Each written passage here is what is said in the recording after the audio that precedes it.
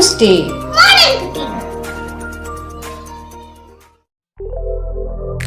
மேலே நம்ம மைக்ரோவேவில் செஞ்ச சிக்கன் கறியை ஊற்றிடலாம்.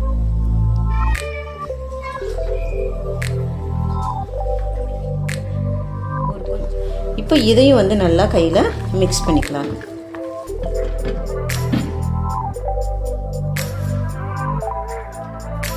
பாருங்கள், சூப்பரான யம்மியான சிக்கன் கறி வந்து ரெடி ஆயிடுச்சு. இப்போ நம்ம இதை வந்து நம்ம செஞ்ச தட்டு இட்லியோட வந்து சேர்த்து சாப்பிட்டு பாருங்கள். தட்டு இட்லி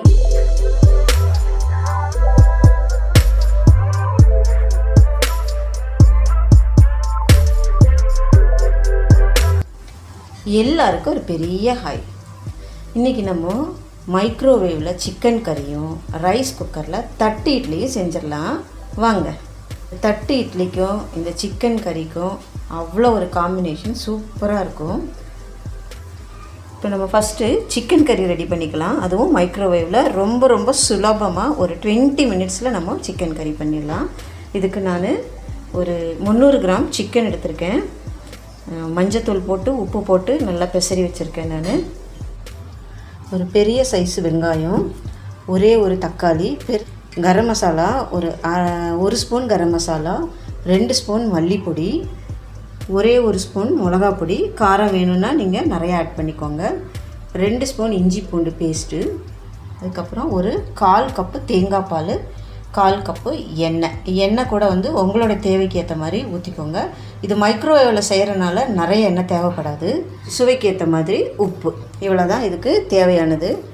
இப்போ நம்ம இது எப்படி செய்யலான்னு பார்த்துடலாம் வாங்க. இப்போ இந்த வெங்காயத்தை நல்லா பொடி பொடியாக கட் பண்ணிக்கலாம்.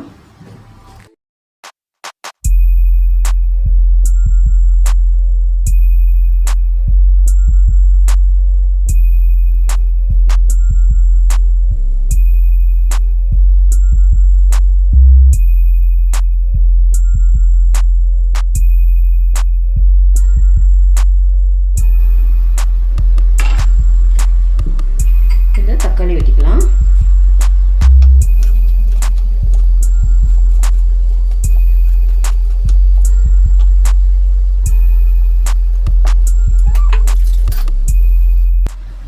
ஒரு மைக்ரோவேவ் சேஃப் பவுல் எடுத்துக்கோங்க. இது வந்து மைக்ரோவேவ் சேஃப் பவுல் தான், நான் வாங்கின மைக்ரோவேவ் அவனோட கூட வந்தது. இப்போ இந்த மைக்ரோவேவ் சேஃப் பவுலில் நம்ம எடுத்து வச்சுருக்க சிக்கன் போட்டுடலாம்.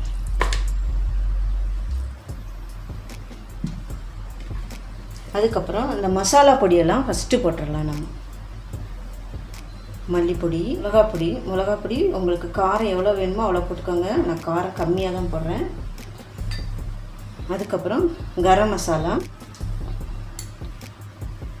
சிக்கன் வந்து அளவு கம்மியாக இருக்கிறதுனால ஒரே ஒரு ஸ்பூன் இஞ்சி பூண்டு பேஸ்ட் எடுத்துக்கிறேன் நான். ஃபஸ்ட்டு இதெல்லாம் நல்லா மிக்ஸ் பண்ணிக்கலாம். நம்ம சிக்கனில் ஃபுல்லாக கோட் ஆகிற மாதிரி மிக்ஸ் பண்ணிக்கலாம்.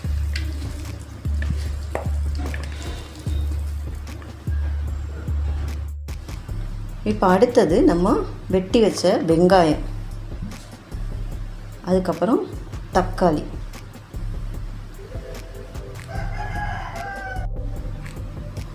ஒரு கொஞ்சம் போல் கறிவேப்பிலை, உங்களுக்கு தேவைப்பட்டுச்சுன்னா புதினா, கொத்தமல்லி எல்லாம் கூட நீங்கள் போட்டுக்கலாம். அதுக்கப்புறம் உப்பு வந்து தேவைக்கு ஏற்ற மாதிரி போட்டுக்கோங்க. பத்தலைன்னா கடைசியில் கூட போட்டுக்கலாம். இப்போ இதையும் வந்து நல்லா கையில் மிக்ஸ் பண்ணிக்கலாம்.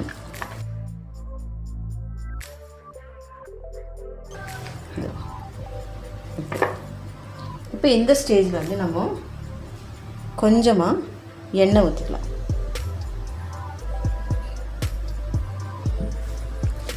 இதையும் ஒரு மிக்ஸ் பண்ணிக்கலாம். இப்போ இந்த தேங்காய் பால் வந்து நம்ம கடைசியாக தான் விடணும். ஃபஸ்ட்டு வந்து இப்போ இது எல்லாத்தையும் மிக்ஸ் பண்ணியாச்சு. மிக்ஸ் பண்ணிவிட்டு தேவைக்கு ஏற்ற மாதிரி கொஞ்சமாக தண்ணி, உங்களுக்கு வந்து கிரேவியாட்ட வேணும்னா ஒரு 2 டம்ளர் தண்ணி ஊற்றிக்கோங்க. இல்லை வந்து கொஞ்சம் செமியாக தான் வேணும் அப்படின்னா 1 டம்ளர் தண்ணி மட்டுமே போதும். ஏன்னா சிக்கனில் இருந்தும் தண்ணி வந்து விடும், அதனால் 1 டம்ளர் தண்ணி போதும். இது எல்லாத்தையும் நல்லா கலந்துட்டோம். கலந்ததுக்கப்புறம் ஒரு 2 டம்ளர் போல் தண்ணி.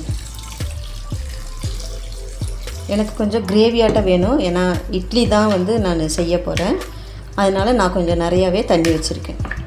இது குழம்பு மாதிரி வரும் உங்களுக்கு. அவ்வளோதாங்க. இப்போ இது எல்லாத்தையும் மிக்ஸ் பண்ணிட்டோம். இப்போ இது மூடி போட்டுட்டு நம்ம மைக்ரோவேவில் வச்சிடலாம்.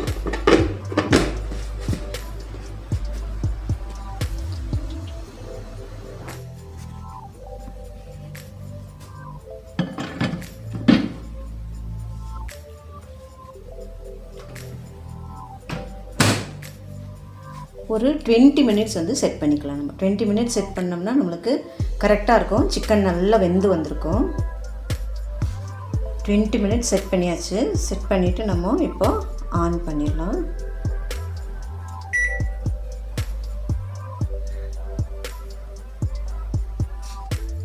டுவெண்ட்டி மினிட்ஸ்க்கு நம்ம அவனை செட் பண்ணிட்டோம். இப்போ நம்ம ஆன் பண்ணிடலாம். அவன் ஆன் ஆயிடுச்சு. இப்போ 20 மினிட்ஸ் கழித்து வந்து பார்க்கலாம். இப்போ நம்மளுடைய மைக்ரோவேவ் சிக்கன் கறி ரெடி ஆயிடுச்சு. பாருங்கள், ஓப்பன் பண்ணுறேன். மைக்ரோவேவ் அவன்லேருந்து எடுத்துட்டேன் நான். இப்படி டடா, எவ்வளோ சூப்பராக இருக்குது பாருங்கள். அப்படியே மனம் அப்படியே ரூம் பூரா பரவுது. இதோ சிக்கன் எல்லாம் நல்லா வெந்துருச்சு. இப்போ இந்த ஸ்டேஜில் வந்து நம்ம என்ன பண்ணலான்னா, இப்போ இந்த ஸ்டேஜில் நம்ம கொஞ்சமாக தேவையான அளவுக்கு தேங்காய் பால் ஆட் பண்ணிக்கலாம். உங்களுக்கு எவ்வளோ தண்ணியாக வேணுமோ அவ்வளோ தேங்காய் பால் ஆட் பண்ணிக்கோங்க. ரொம்ப ருசியாக இருக்கும். எங்கள் வீட்டு வாண்டுங்களுக்கெல்லாம் வாசம் வந்து வர்றாங்க. இப்போ தேங்காய் பால் ஊற்றி நல்லா மிக்ஸ் பண்ணிவிட்டு ஒரு 2 மினிட்ஸ் மறுபடியும் வந்து மைக்ரோவேவ் பண்ணிக்கலாம். இதை மறுபடியும் க்ளோஸ் பண்ணிடுறேன். க்ளோஸ் பண்ணிவிட்டு ஒரு 2 மினிட்ஸ் மட்டும், ரொம்ப நேரம் வைக்க வேண்டாம், 2 மினிட்ஸ் வந்து மைக்ரோவேவ் பண்ணி எடுத்துகிட்டு வந்துடலாம். இப்போ தேங்காய் பால் விட்டு ஒரு 2 மினிட்ஸ் வச்சு எடுத்துட்டேன். பாருங்க, பார்க்கும்போதே அவ்வளோ டெம்டிங்காக இருக்குது. நல்ல வாசம் வருது. அவ்வளோதான், நம்மளுடைய சிக்கன் கறி ரெடி ஆயிடுச்சு. இதை நம்ம இப்போ வேறு ஒரு பவுலுக்கு ட்ரான்ஸ்ஃபர் பண்ணிக்கலாம்.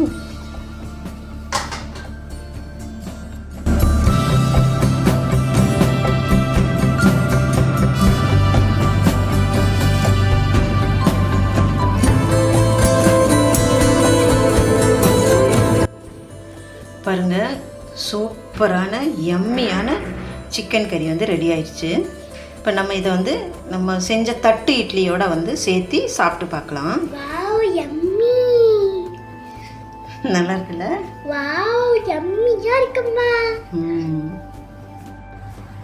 இப்போ நம்ம தட்டு இட்லி செஞ்சிடலாம். அதுவும் ரைஸ் குக்கரில் செஞ்சிடலாம் தட்டு இட்லி. அந்த இட்லி வந்து இந்த தட்டில் தான் நான் வந்து ஊற்ற போகிறேன். அது ஊற்றுறதுக்கு முன்னாடி உங்களுடைய ரைஸ் குக்கர் பாத்திரத்தில் இந்த மாதிரி ஒரு ரிங் ஒன்று வச்சுக்கோங்க. இல்லை உங்கள்கிட்ட வேறு ஏதாவது ஸ்டாண்ட் இருந்தால் கூட எடுத்து வச்சுக்கோங்க. அதுக்கப்புறம் தண்ணி ஊற்றிக்கலாம்.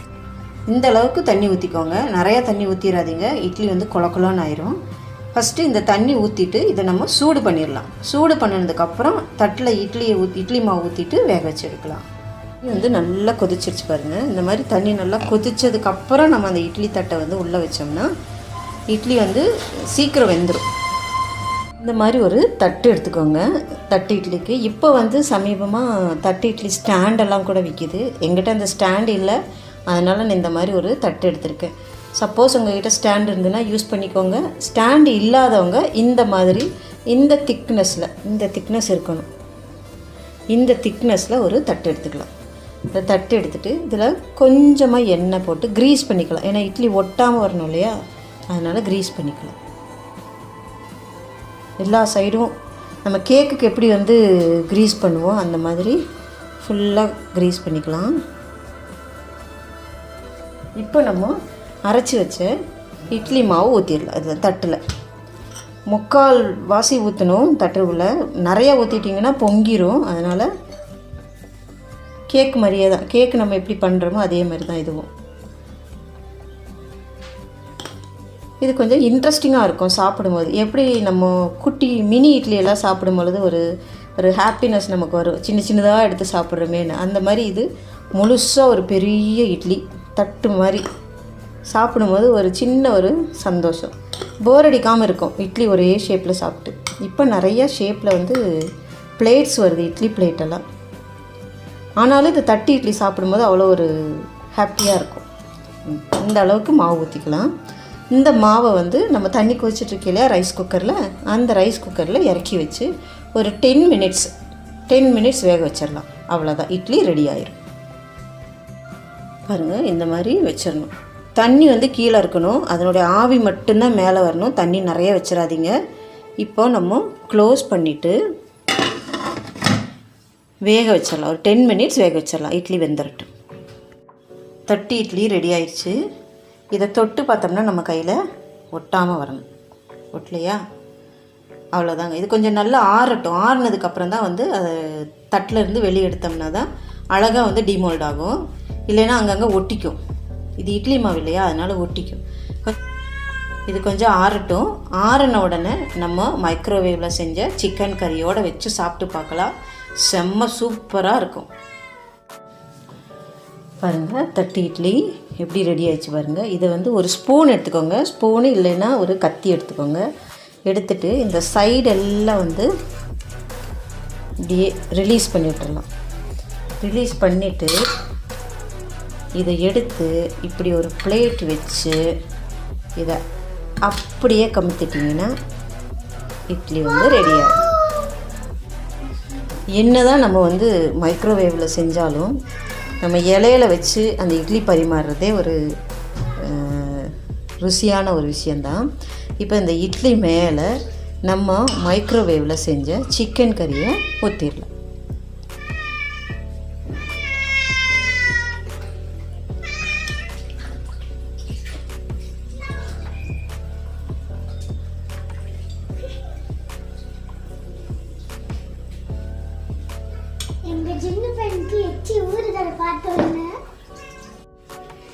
எத்தனை பேருக்கு இந்த தட்டு இட்லியும் மைக்ரோவேவ் சிக்கன் கறியும் பிடிச்சிருக்குன்னு சொல்லுங்கள்.